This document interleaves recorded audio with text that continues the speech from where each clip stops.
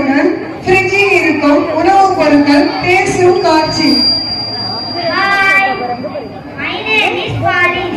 நான் தான் முட்டை என்று நிறைய நான் உங்க உடல் வளர்ச்சிக்கு உதவுவேன். நீங்க என்ன கொஞ்ச நாள் ஃப்ரிட்ஜில் வச்சு யூஸ் பண்ணலாம். அதனால கிருமி வளர்ச்சி கட்டுப்பாடா இருக்கும். மேலும் சீக்கிரமா கெட்டு போயிட மாட்டேன்.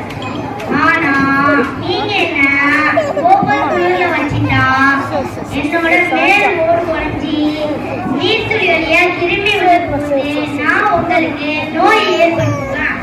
அதனால நீங்க என்ன நல்லதுதான்.